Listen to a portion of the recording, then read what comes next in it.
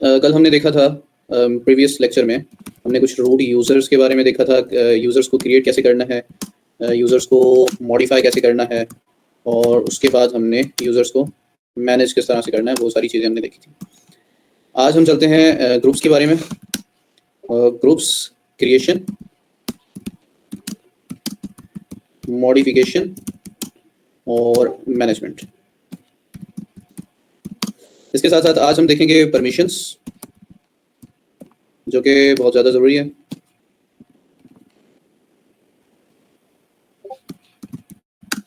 Permissions की types कौन कौन सी हैं,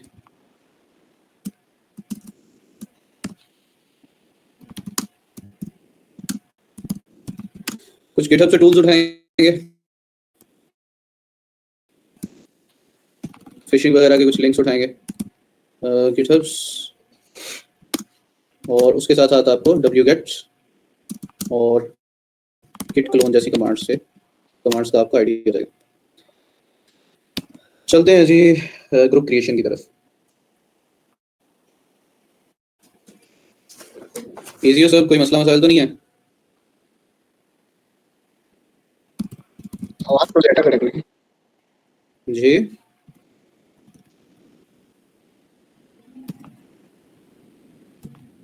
अगर समझ ना आए, मुझे भी समझ नहीं आती समटाइम आपकी आवाज़ की, तो एक से दोबारा बोल सकते हो। आवाज़ कट रही है, आवाज सही आ रही है? आवाज़ नहीं आ रही मेरी? नहीं, आवाज सही है आपकी, क्लियर है।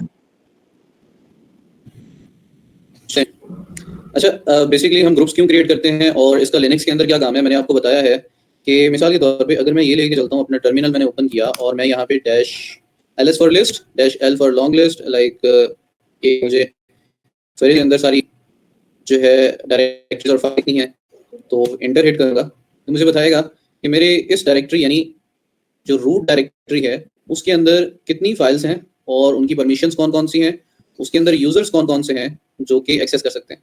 ठीक है, तो 3 तरह के यूजर्स हैं हमारे पास। एक होता है जी रूट यूजर, कुछ यूजर्स होते हैं एज अ ग्रुप्स और कुछ यूजर्स होते हैं एज अ अदर्स। अब रूट यूजर्स जो हैं उनके पास हर एक चीज़ की एक्सेस होती है, वो ऑनर्स होते हैं। उसके बाद हमारे पास एक ग्रुप्स होते हैं जो कि हम ओवर द इंडस्ट्री किसी फर्म के अंदर या किसी ऑर्गेनाइजेशन के अंदर अगर हम किसी सर्वर को जो है वो कंट्रोल कर रहे हैं या किसी सर्वर की फॉरेंसिक्स कर रहे हैं, या इन दैट केस अगर हमें कुछ कंट्रोल्स अप्लाई करने हैं कुछ यूजर्स के ऊपर, तो हम बनाते हैं ग्रुप्स। ग्रुप्स होता है कि हम काफ़ी सारे यूजर्स क्रिएट जो हमारे पास होते हैं उस ऑर्गेनाइजेशन के अंदर, हम उनकी अलग अलग ग्रुप्स क्रिएट कर देते हैं विद अलग अलग परमिशंस, सो दैट कि मैं अगर एक ऐसा ग्रुप बनाऊं, मिसाल के तौर पे मैं किसी ऑर्गेनाइजेशन के अंदर हूं, वहां पे मेरे पास 4 डिपार्टमेंट्स हैं। एक ग्राफिक्स का कर लेते हैं, ग्राफिक्स का है, और एक मेरे पास आ जाता है जी सेल्स का, एक मेरे पास मार्केटिंग का है, और इसी तरह से मेरे पास एक ग्रुप कर लेते हैं फाइनेंस का। तो अब उस इंडस्ट्री के अंदर कुछ लोग ग्राफिक्स वाले हैं, कुछ लोग ग्राफिक्स डिपार्टमेंट के हैं, उनके कुछ अलग रोल्स हैं, उन्हें कुछ अलग से परमिशंस दे रखी हैं, उनकी कुछ फाइल्स या फोल्डर्स हैं, उनके रिसोर्सेज हैं, वो अलग यूज़ कर सकते हैं। इसी तरह से हमने लिमिट किया हुआ है सेल्स वालों को अलग डिपार्टमेंट के साथ और अलग परमिशंस के साथ। मार्केटिंग और फाइनेंस, ये 4 डिपार्टमेंट्स हैं अलग अलग।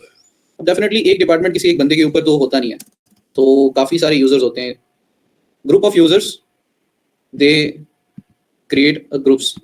तो अब डिफरेंट यूजर्स को डिफरेंट रिसोर्सेज अगर मुझे प्रोवाइड करने हैं विद डिफरेंट परमिशंस, मुझे ग्रुप्स। ठीक है, अभी पहले तो हम यूजर्स क्रिएट कर लेते हैं सो दैट कि आपको जो है प्रीवियस लेक्चर भी समझ आ जाए अगर किसी का मिस हुआ था। मुझे बताएंगे जी इसकी यूजर ऐड करने की कमांड क्या है? कौन कौन थे मेरे साथ शुरू से ही? कुछ नाम। मार्कोर, क्या नाम है आपका?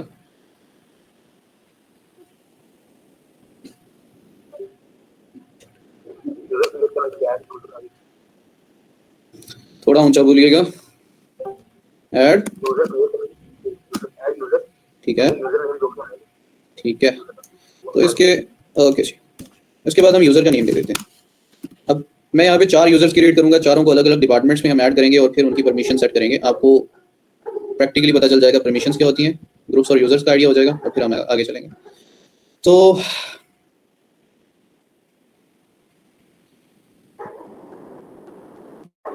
Let's clear it. sudo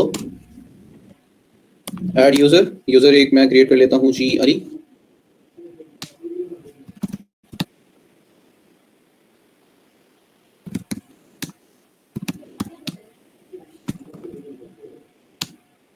अच्छा जी, अब ये यूजर क्रिएट हुआ है या नहीं हुआ ये हम देखेंगे कहाँ पे, कौन बताएगा मुझे?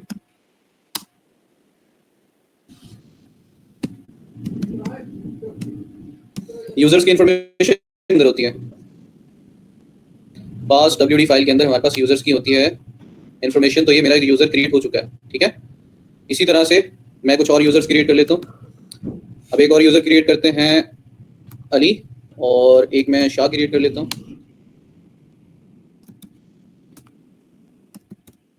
सर जी ग्रुप ऑटोमेटिकली सेट करता है, क्या चीज? ये यूजर ऑटोमेटिकली ग्रुप में मूव हो जाता है जैसे एडिंग करने पड़ते हैं। अच्छा जी, वंस अगेन मेरे पास दो ग्रुप्स आ चुके हैं, यूजर्स आ चुके हैं, एक अली है और एक मेरे पास शाह है। इसी तरह से once again I am going to clear my screen here. एक मैं ग्रुप बना देता हूँ जी सैयद,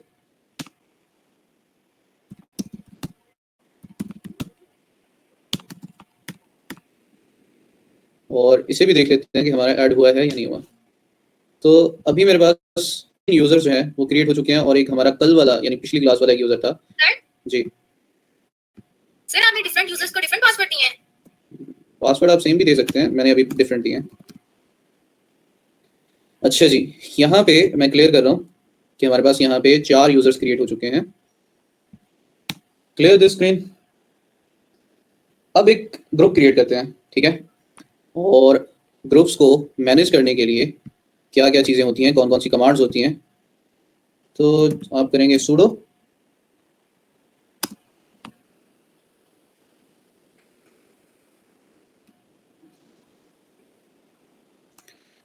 group ग्रुप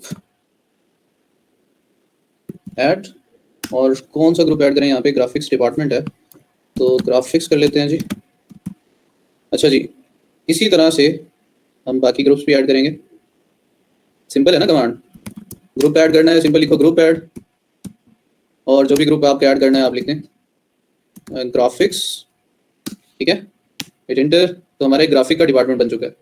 इसी तरह से अगर मुझे देखना है कि ये मेरी ग्राफिक का डिपार्टमेंट बना है या नहीं बना, तो आपकी एक फाइल होती है etc के अंदर ही, जहाँ पे आपको जाके चेक करना है कि आपका ग्रुप बना है या नहीं बना। तो मेरा एक यहाँ पे ग्राफिक्स का ग्रुप बन चुका है, ठीक है। Clear the screen. सर इसके अंदर यूजर्स भी आ रहे थे अभी जो आपने बनाया था अभी। जी अभी इधर के भी आ रहे हैं बस। अच्छा जी, अच्छा एक ही कमांड में मल्टीपल ग्रुप। हाँ बस। अच्छा जी, sudo एक हमने दूसरा कौन सा रखा था, सेल्स का, और सेल्स डिपार्टमेंट है, हम एक ही क्रिएट कर लेते हैं। इसी तरह से हमने मार्केटिंग का रखा था तो मार्केटिंग का रख लेते हैं, मार्केटिंग डिपार्टमेंट। और एक हमने फाइनेंस का रखा था,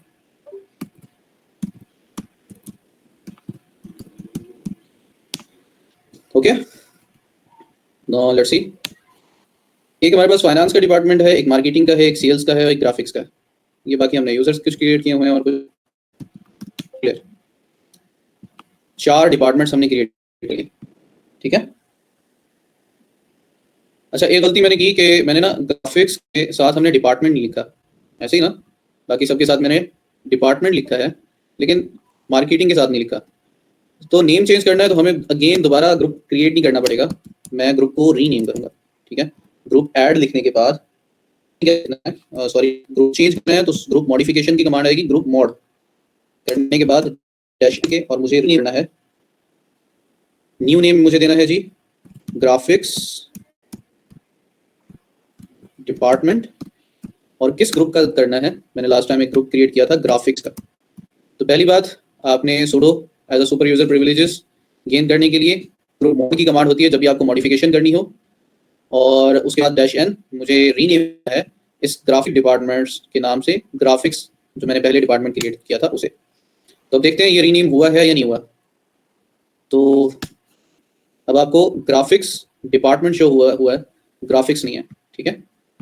तो ऐसा था हमने ऐड किया था यूजर अभी स्टार्ट कर दिया, लेकिन ये हमें करेगा ग्रुप में ये शो हो रहा है। अच्छा, हम क्रिएट करते ये आपकी इन्फॉर्मेशन साथ साथ दोनों जगह पे आ रही है, और ये डिस्टिंग्विश करती है आपकी यूजर आईडी और ग्रुप आईडी के साथ।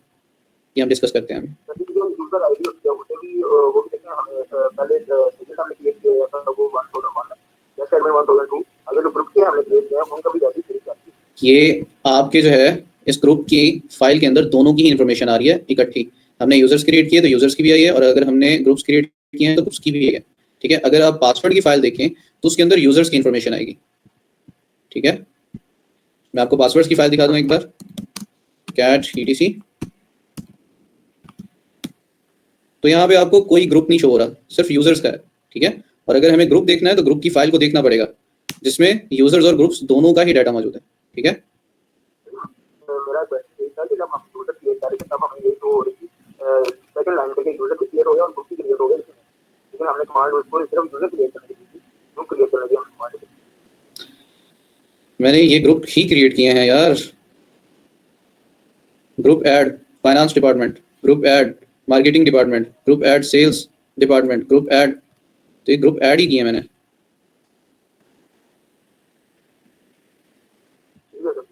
ठीक है। अच्छा जी, अभी हमने 4 डिपार्टमेंट्स क्रिएट किए हैं।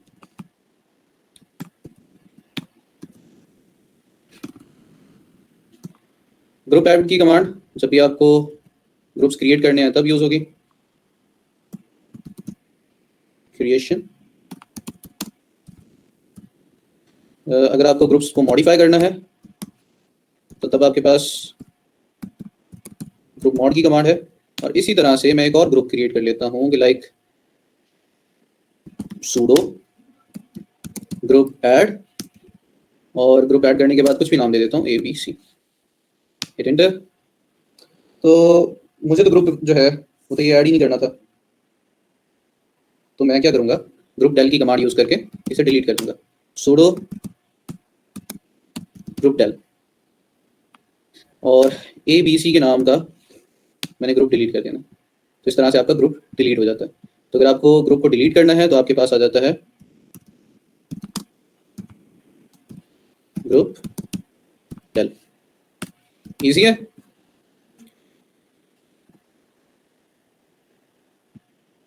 सर यूजर कैसे मूव होगा? हाँ, अब यूजर्स कैसे ऐड होंगे वो करते हैं।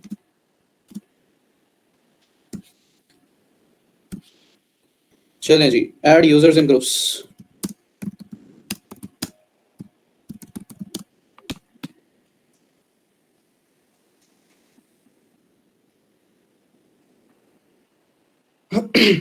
आप लिखेंगे sudo, और मुझे यूजर को क्या करना है, मुझे शिफ्ट करना है कि यूजर जो है मेरा वो कहीं पे भी हो सकता है, इंडिपेंडेंट है या किसी एक ग्रुप में है, मैं उसे दूसरे ग्रुप में भी ऐड कर सकता हूँ, इंडिपेंडेंटली मैं उसे 2 ग्रुप्स में भी ऐड कर सकता हूँ, 3 में भी कर सकता हूँ। तो मैं यूजर के साथ क्या कर रहा हूँ, मॉडिफिकेशन कर रहा हूँ, ठीक है। मैं उसके लिए यूज करूंगा यूजर मोड, ठीक है।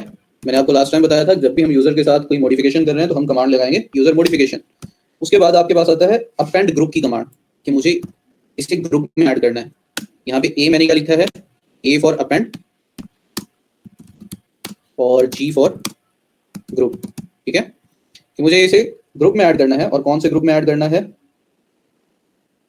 मैंने ग्राफिक्स के डिपार्टमेंट का एक ग्रुप बनाया था, ग्राफिक्स डेप्थ, ठीक है। और मेरा यूजर यहाँ पे कौन सा हो, अली, ठीक है। तो मैं अली का यूजर जो है वो ग्राफिक्स डिपार्टमेंट के अंदर रखवा देता हूँ। उससे पहले मैं आप, हाँ ये ठीक, Ali does not exist, user mod Ali, हमने तो अली क्रिएट किया था। Let's see once again. तो क्या चीज है, अली का ए स्मॉल है, कैपिटल नहीं है। गलती नहीं करनी, केस सेंसिटिव है चीजें, तो इस वजह से आपको सेम एज इट इज ही रखना है। Hit enter. तो ये अली हो गया ऐड ग्राफिक्स के डिपार्टमेंट के अंदर। अब देखते हैं अगेन कि ग्राफिक्स वाली उस लाइन में कोई चेंज आई है या नहीं आई, ठीक है। Cat etc group.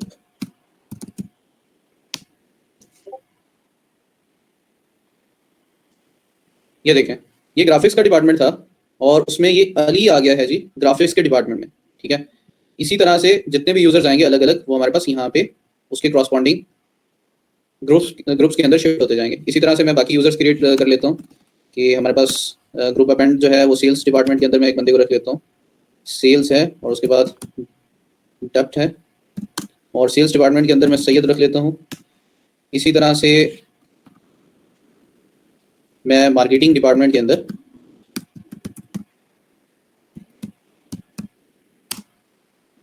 शाह रख लेता हूँ।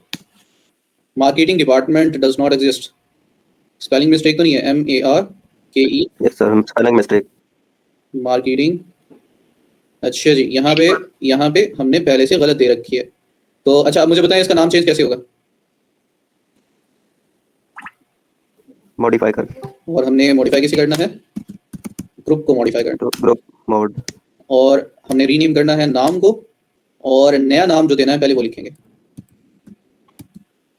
मार्केटिंग डिपार्टमेंट, और उसके बाद old name, just copy and paste. Name change हो गया। अभी देखते हैं मार्केटिंग डिपार्टमेंट के अंदर शाह को ऐड करते हैं। इस बार हो गया। एक हमने अली जो था वो हमने ऐड कर दिया था ग्राफिक्स के अंदर, शाह और सैयद को फाइनेंस और सेल्स के अंदर, मार्केटिंग के अंदर, और फाइनेंस का एक रह गया डिपार्टमेंट। अच्छा जी, फाइनेंस के डिपार्टमेंट के अंदर कौन सा रह गया? सैयद रह गया, ये शाह रह गया। शाह हो गया, सैयद हो गया, अली हो गया, या टेस्ट वाला यूजर रह गया सर, टेस्ट एडमिन रह गया। यूजर है क्या? तो ऐड करने के लिए sudo user mod append to the group finance department के अंदर, और मेरे पास यूजर कौन सा है? Test admin. Just copy it और यहाँ पे पेस्ट कर। अच्छा जी, ये हमारे सारे जो है वो क्रिएट हो चुके हैं, यूजर्स भी और ग्रुप्स भी। मैं अगर ग्रुप्स में दोबारा से देखूं तो ऐड हुआ है या नहीं हुआ। सैयद सेल्स डिपार्टमेंट के अंदर, टेस्ट एडमिन फाइनेंस के अंदर, हमने ग्राफिक्स डिपार्टमेंट में अली को रख दिया, मार्केटिंग में शाह को रख दिया, और स्क्रीन हम कर रहे हैं क्लियर। एलएस करता हूं तो आप देखेंगे कि यहाँ पे डायरेक्टरीज भी हमारे पास, just clear it, home directory के अंदर एलएस करता हूं तो ये सारे यूजर्स हैं। एक अली है, एक शाह है, एक सैयद है, एक सैयद 007 है जो कि मैं यूजर अभी यूज कर रहा हूँ, और एक हमारे पास टेस्ट एडमिन है। अब जितने भी यूजर्स हैं उनके जो डायरेक्टरीज हैं, डायरेक्टरी स्ट्रक्चर, वो टोटल जो है वो एक दूसरे से डिफरेंट है। अली जो यूज कर रहा है वो उसकी ही डायरेक्टरी के अंदर जाएगा। अगर मैं अली लिखता हूँ परमिशन डिनाइड, तो एज अ सुपर यूजर ही मुझे एक्सेस करना पड़ेगा। अब देखें, मैं एज अ सैयद 007 हूँ, ठीक है, तो मैं ये यूजर हूँ, अली की फाइल्स और उसकी डायरेक्टरीज, उसके सिस्टम को मैं नहीं ओपन कर सकता।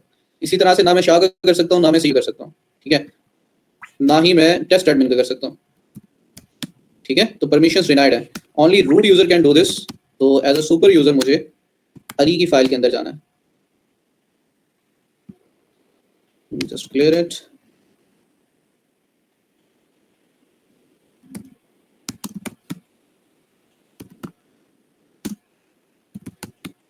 एलएस करता हूं तो इसका अलग से डेस्कटॉप है और इसके अलग से टेम्पलेट्स हैं।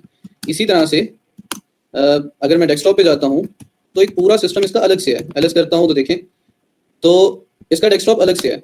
इसी तरह से मैं पीछे जाता हूं और मैं ओपन करता हूं जी शाह की डायरेक्टरी, तो सेम एज इट इज इसका एक अलग से डेस्कटॉप है और इसके अलग से फोल्डर्स और डायरेक्टरीज हैं। तो हर एक यूजर को अलग से हमने डिफाइन कर दिया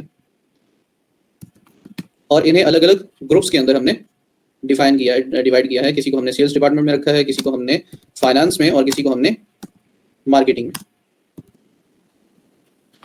ठीक है। यहां तक कोई किसी को मसला है तो बताएं। इजी है? प्री मेडिकल वाले यहाँ पे कितने हैं?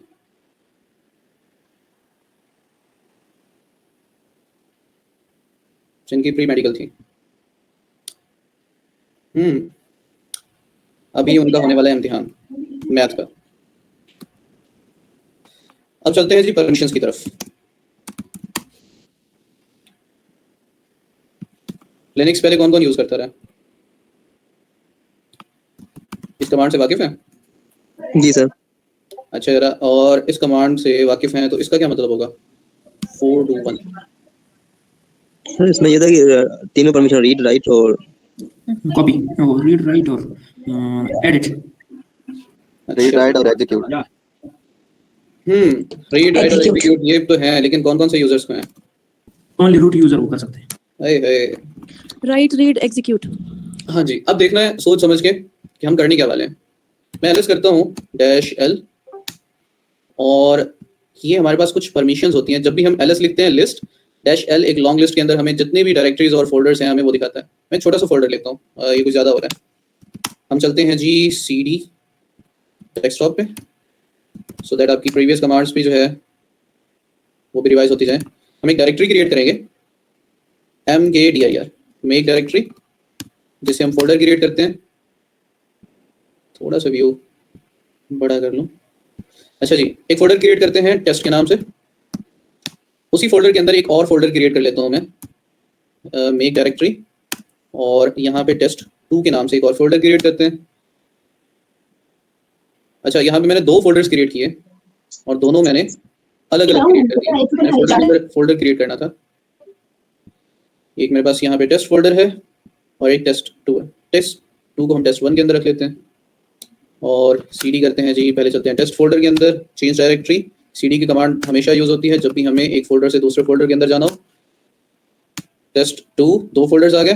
तीसरी हम एक फाइल क्रिएट कर लेते हैं टच की, और टच की फाइल यहाँ पे एक फाइल 1 के नाम से एक फाइल क्रिएट कर लेते हैं।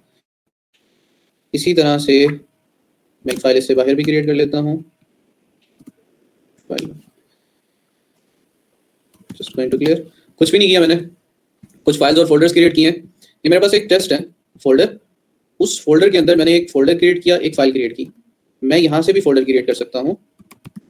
एक फोल्डर 2 के नाम से फोल्डर क्रिएट कर लेते हैं और एक फाइल 2 के नाम से एक फाइल क्रिएट कर लेते हैं।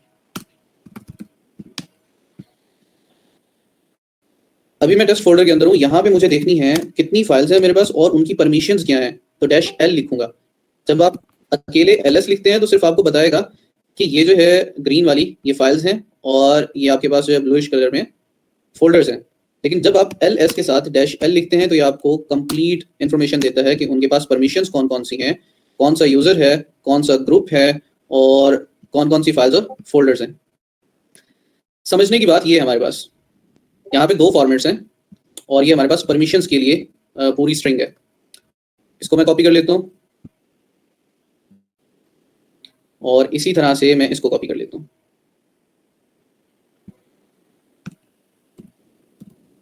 इजी है? जी हाँ सर।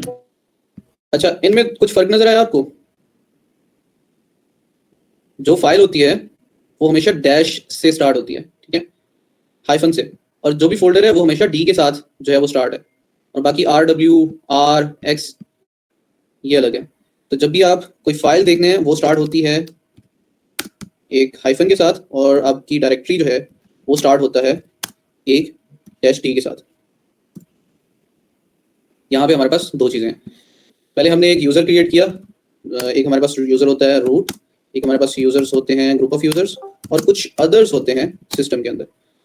अब हर एक लाइन जो है यहाँ पे ये 3 तरह के यूजर्स हैं वो डिफाइन है उनकी परमिशंस कि वो क्या क्या कर सकते हैं। ये रूट कर सकता है, ये ग्रुप्स कर सकते हैं और ये अदर यूजर्स कर सकते हैं। इसी तरह से ये रूट कर सकता है, ये ग्रुप्स कर सकते हैं और ये कुछ अदर्स यूजर्स जो है वो कर सकते हैं। R फॉर होता है रीड, W फॉर होता है राइट, और X फॉर होता है एग्जीक्यूट। ठीक है, इजी है। कोई ऐसा जो कि मुझे पता हो कि बिल्कुल बिगनर है?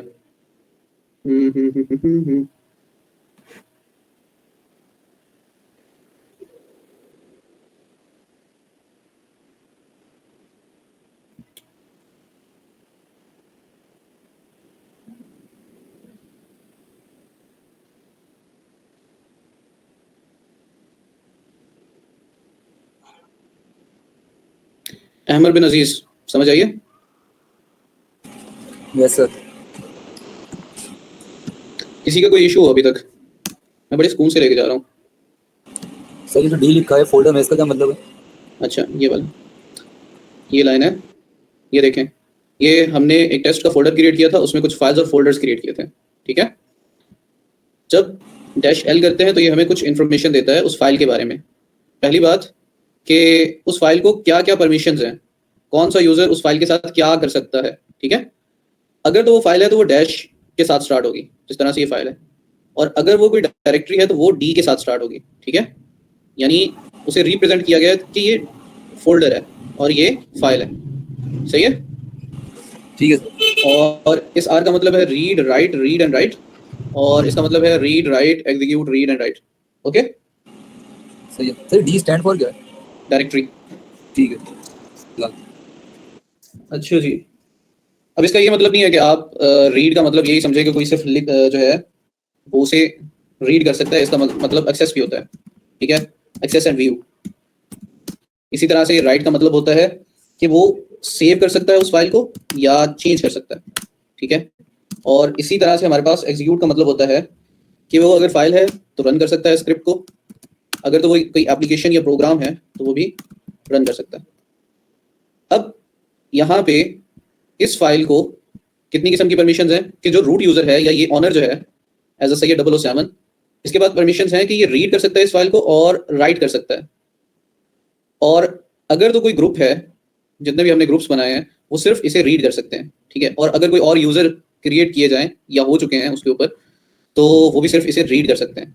इसी तरह से एज अ रूट यूजर जो है वो इस फोल्डर को रीड राइट और एग्जीक्यूट कर सकता है, और बाकी ग्रुप्स जो हैं वो सिर्फ एग्जीक्यूट और रीड कर सकते हैं, और जो हमारे पास अदर यूजर्स हैं वो सिर्फ एग्जीक्यूट कर सकते हैं इस फोल्डर को। अब हर एक को ना, अब चलते हैं जिस तरह से मैंने पहले क्वेश्चन किया था, बेस 8 के अंदर कुछ नंबर्स दे दिए गए हैं इन्हें। ऑक्टेट का पता है आपको?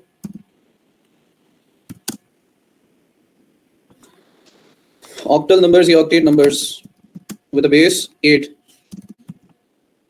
आर को दे दिया गया है जी 4 का नंबर, कि जब भी आपको किसी को असाइन करनी है रीड की परमिशन तो आप 4 लिख देते हो, अगर आपको राइट की परमिशन किसी को असाइन करनी है तो आप 2 लिख देते हो, ठीक है? और जब भी आपको असाइन करनी है एग्जीक्यूशन की परमिशन तो आप 1 लिख देते हो, ठीक है? और परमिशन आप देते किस तरह से हो? आप चेंज मोड के साथ देते हो।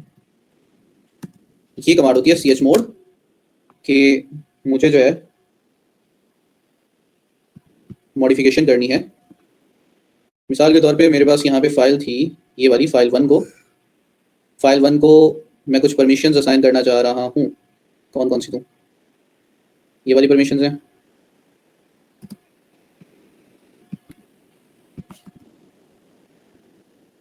अच्छा इसका ये मतलब है कि अगर आप इन्हें इकट्ठा कर लें यानी इन्हें प्लस कर लें तो ये सारी परमिशंस आप असाइन कर सकते हैं। अगर किसी को सिंगल 4 लिखा है तो इसका मतलब है कि पहले यूजर यानी रूट यूजर को सिर्फ रीड की परमिशन है, और अगर आप जो है 4 + 2 कर दें और 6 लिख दें तो इट मीन्स कि पहले यूजर के पास रीड और राइट दोनों की परमिशंस हैं। और अगर आप जो है 1 भी लिख दें यानी 4 + 2 + 1 7 लिख दें तो रूट यूजर के पास सारी परमिशंस चली जाती हैं। तो रूट यूजर के लिए आप एक हिस्से के अंदर एक डिजिट डिफाइन कर सकते हैं जो भी परमिशन देनी है। तो मैं इसे ऑल परमिशंस असाइन करता हूं, तो एक बार मैं 7 लिख दूंगा।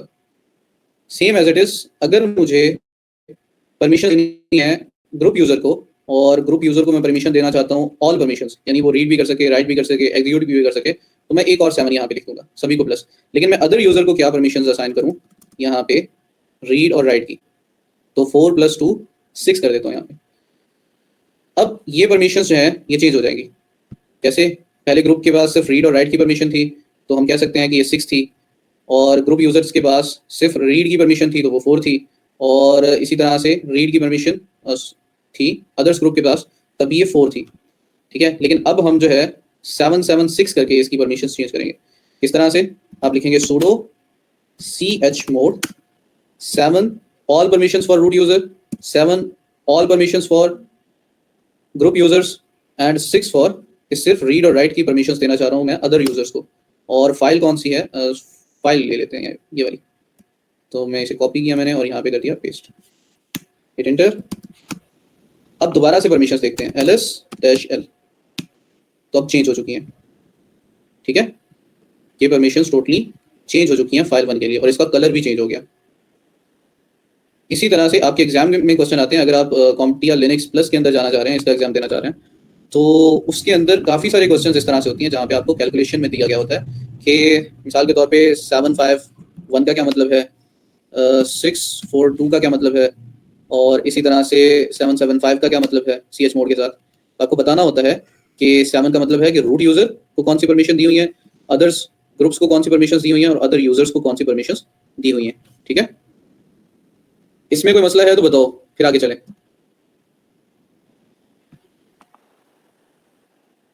इजी था। सर इसमें ग्रुप तो एक है ना वैसे तो, इसमें तो क्लियरिफिकेशन नहीं हो रही है।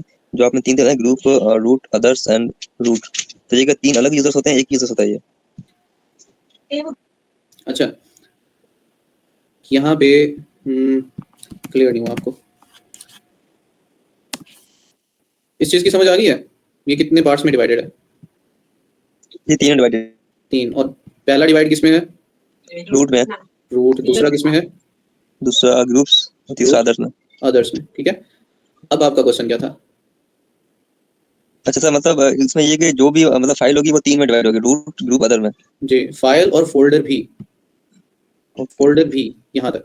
अच्छा, मतलब उस फाइल को अगर मुझे एक्सेस करना है तो फिर रीड करना है तो फिर वो फर्स्ट वाला होगा, अगर उसको एग्जीक्यूट करना है तो फिर इसके साथ परमिशन होगा, सही है? अच्छा, मिसाल के तौर पे मैं आपको एक यहाँ पे ना, एक हम साथ साथ प्रैक्टिस भी कर लेते हैं और आपके लिए थोड़ा इंटरेस्टिंग भी हो जाएगा, काफ़ी बोरिंग सा हो रहा है लेक्चर। मैं यहाँ पे ले आता हूँ जी जेड फिशर को। काफ़ी सारों ने यूज़ कर रखा होगा और काफ़ी सारे न्यू हैं। तो गिटहब से आप जो भी टूल उठाना चाह रहे हो, तो आपके पास एक ओपन सोर्स हब है जहाँ पे जितने भी प्रोग्रामर्स हैं या जितने भी एनालिस्ट हैं, एजुकेशनिस्ट हैं, वो गिटहब के ऊपर अपनी रेपोजिटरीज बनाते हैं जहाँ पे अपने जो है रिसर्चेस पब्लिश करते हैं। उनका एक पोर्टफोलियो भी बनता जाता है और साथ साथ कंट्रीब्यूशन भी होती है सोसाइटी में। गिटहब्स पब्लिक भी हो सकते हैं, प्राइवेट्स भी हो सकते हैं। तो आपको कोई भी टूल चाहिए रिलेटेड टू हैकिंग, तो आप गिटहब से उठा सकते हैं। मुझे मोबाइल हैकिंग के लिए कुछ रैट्स या बॉटनेट्स चाहिए, मैं गिटहब से उठा सकता हूँ। मुझे किसी को रैंसमवेयर का शिकार करना है तो गिटहब के ऊपर रैंसमवेयर के लिए भी टूल पड़े हैं। अगर मुझे किसी को फिशिंग के जरिए किसी का अकाउंट लेना है तो आपको वहाँ पे गिटहब के ऊपर आपके टूल पड़े हैं, उठा सकते हैं। काफ़ी सारे टूल्स रूट परमिशंस लेते हैं, ठीक है। और काफ़ी सारे टूल्स जो हैं उन्हें यूज़ करने के लिए हमें किस तरह से हमने उसे यूज़ करना है तो देखते हैं। मेरे पास यहाँ पे जेड फिशर एक टूल है जो कि एक फिशिंग के लिए यूज़ होता है। फिशिंग मीन्स कि आपके पास एक ऐसा लिंक जनरेट होगा जो कि जब ओपन करेंगे तो ऐसे ही लगेगा जैसे हूबहू सेम एज इट इज़ एक ओरिजिनल साइट का है, लेकिन जब भी आप उसके ऊपर कोई डाटा दे रहे हो तो वो फेच हो रहा है सीधा हैकर के हाथ में। और आप जब उसे पूरा डाटा दे भी देंगे, रिफ्रेश होगा, पॉपअप होगा थोड़ा सा, और आपको ओरिजिनल साइट भी ओपन करके देगा। आपको अंदाज़ा भी नहीं होगा कि आप जो है वो एक फिशिंग लिंक का शिकार हुए हैं। तो ये मैंने एक जेड फिशर के नाम से एक हमारा टूल है, मैं यहाँ पे गया। अब इसे इंस्टॉल किस तरह से करना है और इसे डाउनलोड किस तरह से करना है देखते जाइएगा। आज का हमारा ये वाला पार्ट भी यहाँ पे क्लियर हो जाएगा। How to download other resources in your, पर क्लिक करेंगे, आपको यहाँ से सिर्फ लिंक उठाना है, ठीक है। यहाँ पे आपने क्लोन कर रहे हो आप गिट को, तो आप गिट क्लोन की कमांड देंगे। जब भी आप गिटहब से कोई चीज़ उठा रहे हो तो गिट क्लोन लिखेंगे और शिफ्ट कंट्रोल वी के साथ आपका पेस्ट होता है टर्मिनल के ऊपर, शिफ्ट कंट्रोल वी, और शिफ्ट कंट्रोल सी के साथ आपके टर्मिनल से कॉपी होती है कोई भी चीज़। तो ये वही लिंक है जो मैंने वहाँ से कॉपी किया। गिट क्लोन की कमांड के साथ एंटर करूँगा तो मेरा जेड फिशर जो है वो क्लोन होना स्टार्ट हो जाएगा। थोड़ा सा टाइम लेगा। तो इस टूल की जितनी भी फाइल्स और फोल्डर्स हैं सारे के सारे डाउनलोड होके मेरे उस फोल्डर के अंदर आ जाएंगे। क्लोन मतलब कॉपी करना है? क्लोन मीन्स हाँ, कॉपी कर सकते हैं आप, कह सकते हैं। अच्छा जी, यहाँ पे जो है क्लोनिंग जो है मेरे पास नहीं हुई तो मैं एज अ सुपर यूजर इसे क्लोन करके देखता हूँ।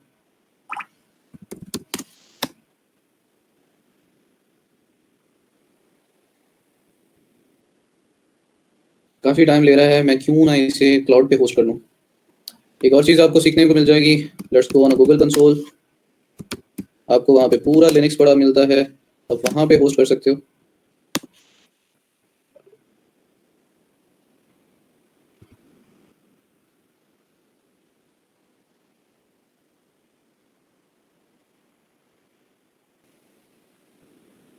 MIB मिशन इम्पॉसिबल 22 गिटहब, बस एक और फिशिंग का टूल है।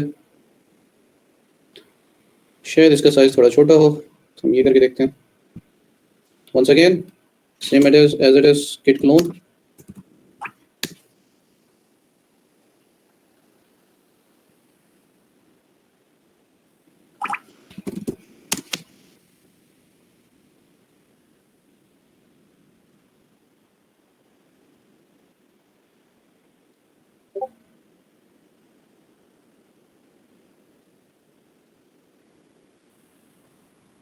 चलें जी, ये डाउनलोड हो जाता है। मैं आपको ज़रा जेडफिशर दिखा लूँ, और शायद मेरे पास पड़ा हो यहाँ पे सही है 007 जेडफिशर दिस वन। अच्छा, जब आप डाउनलोड करेंगे ना, कुछ इस तरह से आपके पास फोल्डर्स आ जाएंगे उसी टूल के, जिस तरह से अभी ये टूल हो रहा है। सिर्फ आपको ये कमांड देनी है, टोटल क्लोन हो जाएगा। क्लोन होने के बाद आपके पास रूट डायरेक्टरी के अंदर इस तरह से विद फोल्डर नेम आ जाएगा जेडफिशर, और जहां पे भी आप डाउनलोड कर रहे हैं फोल्डर के अंदर ये सारे टूल आ जाए। राइट क्लिक करना है आपने, ओपन इन टर्मिनल करना है। Why we are cloning this please. अच्छा जी, क्लोनिंग का मतलब ये है कि हम उस टूल को डाउनलोड कर रहे हैं अपने ऑपरेटिंग सिस्टम के अंदर। ठीक है, आप इस तरह से भी डाउनलोड कर सकते हैं थ्रू इस तरह से जिप फाइल के अंदर डाउनलोड होगा, फिर आप उसे अनजिप करेंगे, अनजिप करने के बाद आपके पास इस तरह से आ जाएगा। ठीक है, लेकिन अगर आपको डायरेक्ट जो है पहले से ही अनजिप फाइल के अंदर पूरा डाउनलोड करना है, तो आप गिट को क्लोन कर लेते हैं। ठीक है, इसी को आप कॉपी करते हैं, कॉपी करने के बाद आप इस तरह से जो है वो क्लोन कर लेते हैं टूल को। ओके, क्लोनिंग का मतलब सिर्फ यही है कि आप डाउनलोड कर रहे हो उस टूल को। गिट क्लोन मींस आप गिटहब से उस टूल को डाउनलोड कर रहे हो। अब इस टूल को डाउनलोड करने के बाद मेरे पास कौन कौन सी फाइल्स आती हैं? मेरे पास ये फाइल्स आती हैं, एक ऑथेंटिकेशन का एक फाइल है, उसके बाद स्क्रिप्ट की एक फाइल फोल्डर है, स्क्रिप्ट्स का, ऑथेंटिकेशन का फोल्डर है। मुझे ये सारी जो है इनसे कोई मतलब नहीं है, ये हम बाद में देखेंगे। अभी मुझे कुछ फाइल से मतलब है zfisher.sh। ठीक है, फिलहाल मुझे सिर्फ इस फाइल से मतलब है जो टूल के नेम वाली .sh की फाइल है। .sh मींस बाश की फाइल है। तो इसे रन करने के लिए मुझे क्या करना है, एक कमांड है, बाश से भी कर सकते हैं। ठीक है, बाश सेम एज इट इज आप लिखते हैं zfisher.sh। इसी को आप कॉपी पेस्ट कर सकते हो, नाम में चेंज नहीं होनी चाहिए कि मुझे इस फाइल को रन करना है। एक बाश स्क्रिप्ट है, तो इस वजह से बाश की कमांड देने से मैं इसको रन करूंगा। एक तरीका ये है, ये रन हो गया। ठीक है, इसके रन होने के बाद इसने मुझे ऊपर शो करवाया है इसका एक टोटल सिग्नेचर कि जेडफिशर ऑन है। उसके बाद ये मुझे बता रहा है कि आप किस प्लेटफॉर्म के लिए एक फिशिंग लिंक क्रिएट करना चाह रहे हो, एक फेक लिंक। ठीक है, तो मैं चलता हूँ जी इंस्टाग्राम के लिए, तो 2 करते हैं इंस्टाग्राम के लिए। अब ये मुझसे पूछ रहा है कि आप ब्लू बैज वेरिफिकेशन लॉगिन का एक फेक पेज बनाना चाह रहे हैं, या 1000 फेक फॉलोअर्स के लिए बनाना चाह रहे हैं, ऑटो फॉलोअर्स लॉगिन पेज बनाना चाह रहे हैं, या एक ट्रेडिशनल लॉगिन पेज बनाना चाह रहे हैं। तो मैं 4 क्रिएट कर लेता हूँ, एक ब्लू बैज का। मोस्टली जो है क्रेजी होते हैं कि मेरी जो है वेरीफाइड आईडी हो, उसके लिए मुझे ब्लू बैज मिल जाए। तो एक यहाँ पे मेरे पास कुछ सर्वर्स हैं, एक लोकल होस्ट है जो सिर्फ टेस्टिंग के लिए मैं अपने सिस्टम पे ही लिंक ओपन कर सकता हूँ, एक क्लाउडफ्लेयर का है जो कि ये एक सर्वर है जिससे आप आउट ऑफ नेटवर्क जो है वो इसे होस्ट कर सकते हो, लिंक को और साइट को। और एक 3 का है जो कि मैक्सिमम आपको 15 मिनट जो है वो अलाउ करता है कि आप लिंक यूज कर सकें। यहाँ पे मैं क्लाउडफ्लेयर जो है ये यूज करूंगा 2 के ऊपर। अब ये मुझे कह रहा है कि जो पोर्ट है वो आपने कस्टम रखनी है या नहीं, तो एज इट इज आपने इंटर ही दबा देना है। करने के बाद ये मुझे कुछ कह रहा है कि भाई परमिशन डिनाइड है। क्यों? क्योंकि इसको कुछ फाइल्स चाहिए, और फिर ये रन भी हो रहा है। कुछ एरर्स देने के बाद फिर ये रन भी हो रहा है। अच्छा जी, कह रहा है यूआरएल को आप चेंज करना चाहते हो या नहीं? मैं चला नहीं चेंज करना चाह रहा, इंटर करूँ, और ना ही मैंने प्रॉपर परमिशंस दी हैं इसकी एसएच फाइल को। तो ये मेरे पास पहला लिंक है, मैं इसे कर लेता हूँ कॉपी करने के बाद मैं यहाँ पे इसे कर लेता हूँ जी पेस्ट, ओपन करूँगा। आप इस लिंक को अपने तरीके से मॉडिफाई भी कर सकते हैं, जिस तरह से चाहे आप इसे नेम दे सकते हैं।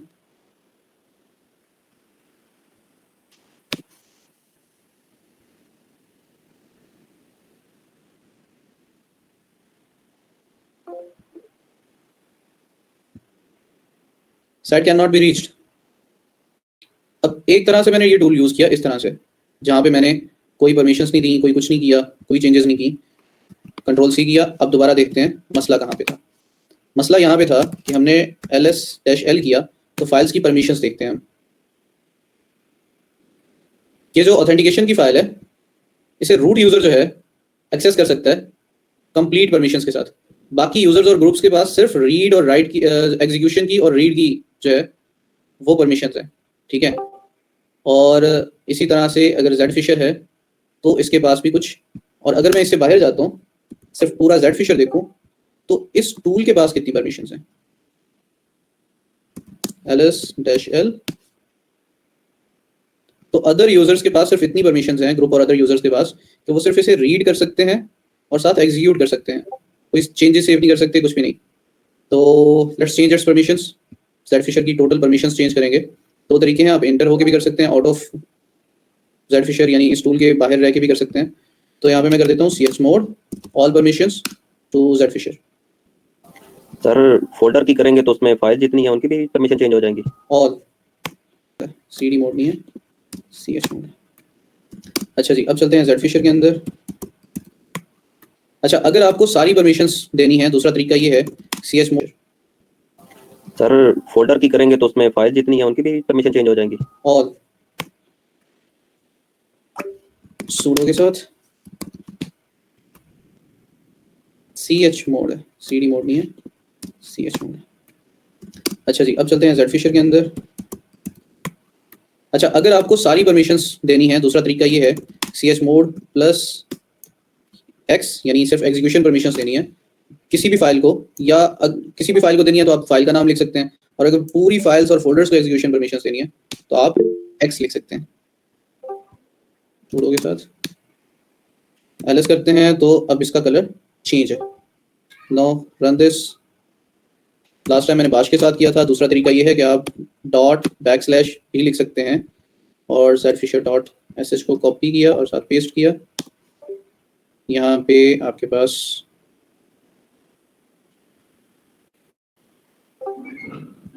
सभी परमिशन लेना है, क्या चीज़?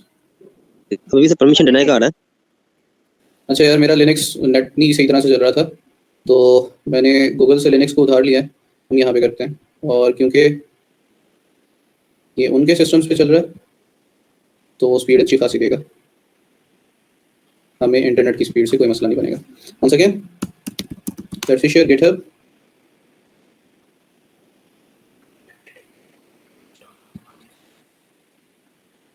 और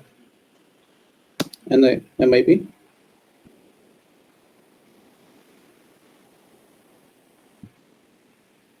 क्लोन करते हैं जी, गिट क्लोन पेस्ट। कितनी ज़्यादा स्पीड चल रही है यहाँ पे। ls किया, सर ये सब खाली भी हो गया, किसी भी लिनक्स हो जाएगी, ये किसी भी लिनक्स पे हो जाएगी। टूल के अंदर गए, ls किया, कौन कौन सी फाइल्स पड़ी हैं। अब इन फाइल्स के ऊपर कोई परमिशंस नहीं है। अगर मैं इसे ज़रा सा बड़ा कर सकूं ज़्यादा बेस्ट रहेगा।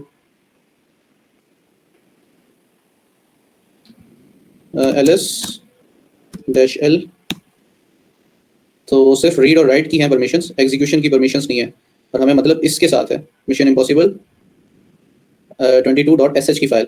तो कोई भी यूज़र इसका जो है वो एग्जीक्यूट नहीं कर सकता इस फाइल को। अगर मैं इसे एग्जीक्यूट करने की कोशिश करता हूँ तो ये सही तरह से एग्जीक्यूट नहीं होगी। MIP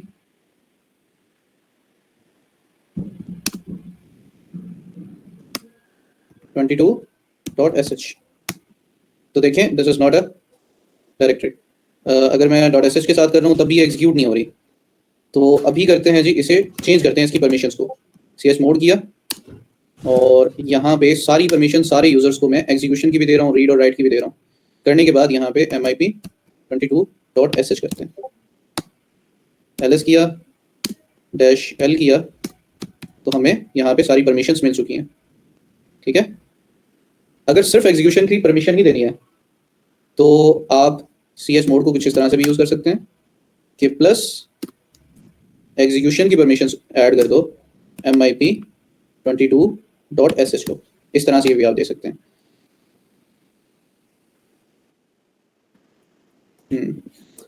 ठीक है, और दूसरा, आप सारी फाइल्स को भी एग्जीक्यूशन की परमिशंस देना चाह रहे हो, या सभी को ऑल परमिशंस देना चाह रहे हो, तो आप क्या लिखते हो, ch मोड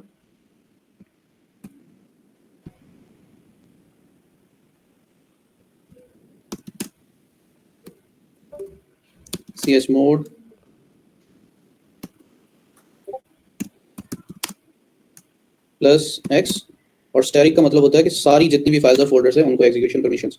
ls किया, सभी की जो कलर है वो हो चुका है जी ग्रीन। अब इस फाइल को मैं जो है रन कर लेता हूँ, बाश, और यहाँ पे paste, hit enter. This is just for educational purposes. The program can not, sudo privileges चाहिए तो एज अ सुपर यूजर इसे यूज करते हैं। अच्छा जी, यहाँ पे हमारे पास कुछ मेन्यू है बाय डिफॉल्ट, या मैनुअल अटैक्स भी परफॉर्म कर सकते हैं, अटैक्स को कस्टमाइज भी कर सकते हैं, ईमेल्स के लिए, वीपीएन्स वगैरह, ये सारा कुछ तो बाय डिफॉल्ट चलते हैं। कुछ हमें टेम्पलेट पहले से दे रखे हैं इन्होंने। तो पहला टेम्पलेट है हमारे पास जी, इस बार भी हम यही करते हैं इंस्टाग्राम का, या आप जीमेल का कर लेते हैं, 16 फॉर जीमेल। यहाँ पे भी क्लाउड फ्लेयर है तो मैं क्लाउड फ्लेयर को यूज़ करूँगा। ये मेरे पास एक लिंक आ गया है, अगर मैं इसे कॉपी करके यहाँ पे पेस्ट करता हूँ तो लोकल होस्ट का क्यों है, अच्छा ठीक है। यहाँ पे अब देखें, यहाँ पे मेरे पास काफ़ी सारे लिंक्स हैं। आप HTTP के साथ भी सेंड कर सकते हो, HTTPS के साथ भी कर सकते हो, और कुछ सब डोमेन्स भी हैं ये भी कर सकते हो। तो मैं HTTPS वाला जो है ये कॉपी कर लेता हूँ। करने के बाद मैं यहाँ पे इसे सर्च कर लेता हूँ। ये आपको एज इट इज़ पूरा जीमेल का ही पेज लगा है, ठीक है, सैयद रमज़ान, और यहाँ पे कुछ मैं अपना पासवर्ड इंटर कर लेता हूँ, साइन इन करूँगा। साइन इन करने के बाद ये मुझे डायरेक्ट गूगल के मेरे अकाउंट में लेके गया है, ठीक है। और साथ अगर मैं यहाँ पे दिखाऊँ आपको तो यहाँ पे मैंने जो पासवर्ड दिया मेरा वो यहाँ पे आ रहा है, और कुछ डाटा भी इसने स्टोर कर रखा है data.txt की फाइल में। यानी जो भी आप पासवर्ड दे रहे हो आपका सेव हो रहा है, साथ आपका IP एड्रेस भी जा रहा है, डेट, टाइम, कंट्री, सब कुछ। मैंने VPNs लगा रखे हैं, इसी वजह से मेरे रीजन्स जो हैं वो चेंज हो रहे हैं, IP एड्रेस भी चेंज हो रहा है। तो यहाँ पे मेरा IPS जो है, और तो इस तरह से आपके पास फिशिंग लिंक्स आते हैं, आपको परमिशंस देनी पड़ती हैं हर एक फाइल को अलग अलग, उसके बाद ही आप एग्जीक्यूशन के काबिल होते हैं। जस्ट लीव इट, ज़ेडफिशर करके देखिएगा, वो इससे भी ज़्यादा इंटरेस्टिंग है। तो आज के सेशन में हमने देखा यूजर्स किस तरह से क्रिएट करने हैं, ग्रुप्स किस तरह से क्रिएट करने हैं, ग्रुप्स को किस तरह से मैनेज, गिटहब और wget कमांड्स जी। ज़ेडफिशर की और आज के लिए इतना ही यार, मिलते हैं फिर इंशाल्लाह कल की क्लास में।